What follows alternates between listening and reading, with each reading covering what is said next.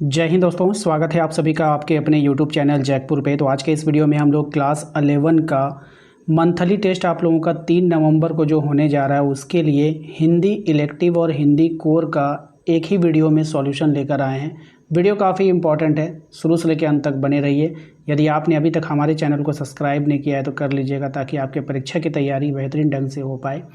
चलिए शुरू करते हैं। सबसे पहले हम लोग हिंदी इलेक्टिव का प्रैक्टिस करेंगे। सबसे पहला सवाल आपके स्क्रीन पर आ चुका है, ठीक है।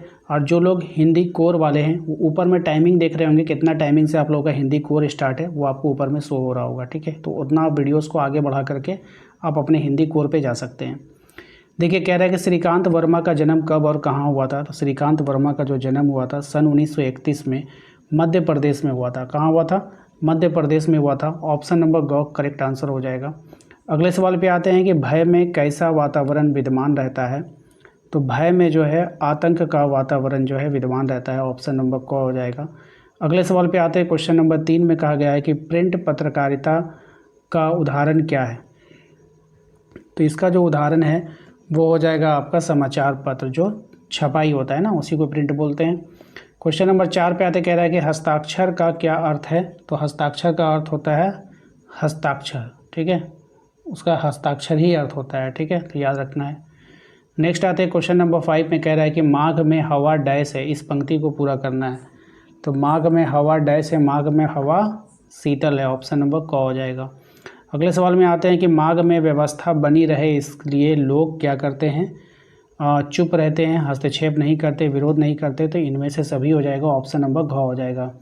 अगले सवाल पे आते हैं। क्वेश्चन नंबर 7 में कहा गया है कि भय कविता के कवि कौन है। तो भय कविता का जो कवि है वो है श्रीकांत वर्मा। ऑप्शन नंबर ख हो जाएगा। नेक्स्ट आते हैं अगले सवाल पे, कह रहा है कि श्रीकांत वर्मा की कविता भय का प्रमुख भाव क्या है।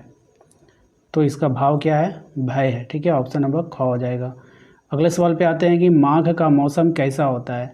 तो माघ का जो मौसम होता है वो होता है बहुत ठंडा। कैसा होता है? बहुत ठंडा। ऑप्शन नंबर ख हो जाएगा। नेक्स्ट है कि भय कविता में कवि किससे डरता है। तो भय कविता में कवि अपने भीतर के भय से डरता है, अपने भीतर के भय से डरता है। नेक्स्ट सवाल है आपका, प्रिंट मीडिया का हिंदी समानार्थी क्या होगा। तो इसका हिंदी होता है छापा माध्यम। क्या हो जाएगा? छापा माध्यम। ऑप्शन नंबर क हो जाएगा। अगले सवाल में आते हैं। अगला सवाल है आपका कि श्रीकांत वर्मा का प्रमुख काव्य संग्रह कौन सा है। तो ये हो जाएगा आपका मगध, ठीक है। ऑप्शन नंबर ग हो जाएगा। नेक्स्ट है क्वेश्चन नंबर 13, कह रहा है कि मगध कविता में कौन सी व्यवस्था बनी रहती है। तो मगध कविता में मौन की जो व्यवस्था है वो बनी रहती है। ऑप्शन नंबर ख हो जाएगा। नेक्स्ट आते हैं श्रीकांत वर्मा का संबंध जो है वो किस राज्य से था। तो श्रीकांत वर्मा का संबंध मध्य प्रदेश राज्य से था। ऑप्शन नंबर ख हो जाएगा। अगले सवाल में आते हैं कि माघ में लोगों का स्वभाव कैसा दिखाया गया है। तो माघ में लोगों का जो स्वभाव है वो शांत और चुप दिखाया गया है। नेक्स्ट आते हैं अगले सवाल में, कह रहा है कि हस्ताक्षर शब्द का शाब्दिक अर्थ क्या होता है। तो हस्ताक्षर शब्द का शाब्दिक अर्थ होता है हाथ से किया गया लिखित चिन्ह, ठीक है। ऑप्शन नंबर क हो जाएगा। नेक्स्ट आते हैं अगले सवाल में, श्रीकांत वर्मा को किस प्रकार की कविता के लिए जाना जाता है। तो राजनीतिक सामाजिक कविता के लिए। ऑप्शन नंबर ख हो जाएगा। अगले सवाल पे आते हैं। अगला सवाल है आपका कि मगध काव्य में किसका प्रतीक रूप दिखाया गया है। तो सत्ता और भय का। किसका दिखाया गया है? सत्ता और भय का दिखाया गया है। अगले सवाल पे आते हैं। क्वेश्चन नंबर 19 में कहा गया है कि भय कविता में कौन सा भाव प्रमुख है। तो भय कविता में जो भाव प्रमुख है वो है आपका भय और मौन, ठीक है। नेक्स्ट आते हैं अगले सवाल में, कह रहा है कि श्रीकांत वर्मा किस भाषा के कवि थे। तो श्रीकांत वर्मा जो कवि थे वो कौन से भाषा के कवि थे। तो हिंदी भाषा के कवि थे, ठीक है। तो ध्यान रखिएगा, ये था आपका हिंदी इलेक्टिव। हिंदी इलेक्टिव के सभी इंपॉर्टेंट सवालों को हमने देख लिया है।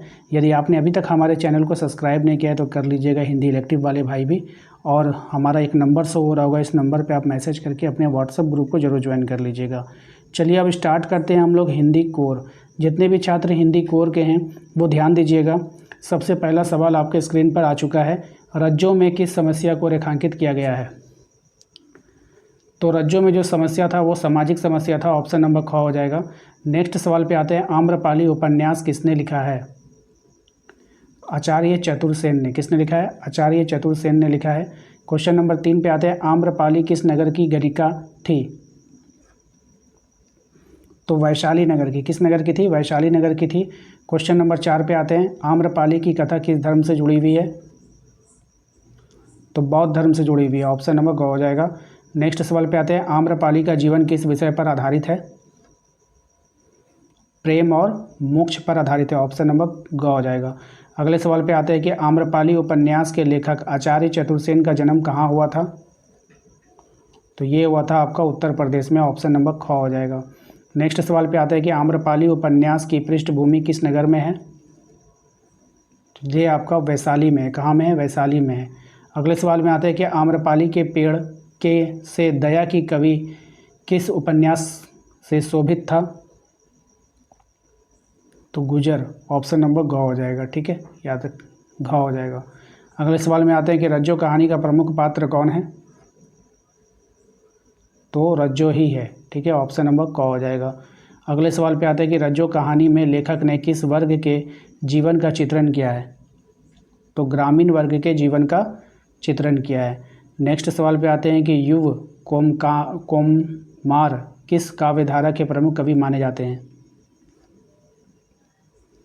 तो प्रयोगवाद के। किसके? प्रयोगवाद के।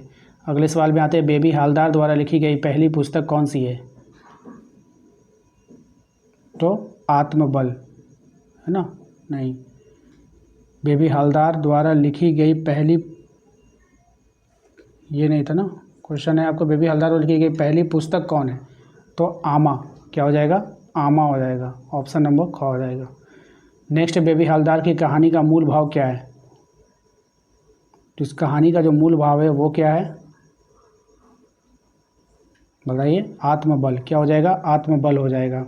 नेक्स्ट आते हैं अगले सवाल पे, कह रहा है कि बेबी हालदार कितनी कक्षा तक पढ़ी थी? तो बेबी हालदार जो पढ़ी हुई थी वो कितनी कक्षा तक पढ़ी हुई थी? 5वीं तक। कितनी तक पढ़ी थी? 5वीं तक। क्वेश्चन नंबर आते हैं 15 में, पटकथा की मूल इकाई क्या है? तो दृश्य। क्या हो जाएगा? दृश्य हो जाएगा। नेक्स्ट है आपका, पटकथा लेखन का पहला चरण क्या है? पटकथा लेखन का पहला चरण रूपरेखा तैयार करना, ऑप्शन नंबर ख हो जाएगा। अगले सवाल पे आते हैं, किसी कृति का सारांश क्या कहलाता है? संक्षेप। क्या कहलाएगा? संक्षेप कहलाएगा। अगले सवाल पे आता है, अचानक अभिनय हिस्सा होता है पटकथा का। किसका होता है? पटकथा का।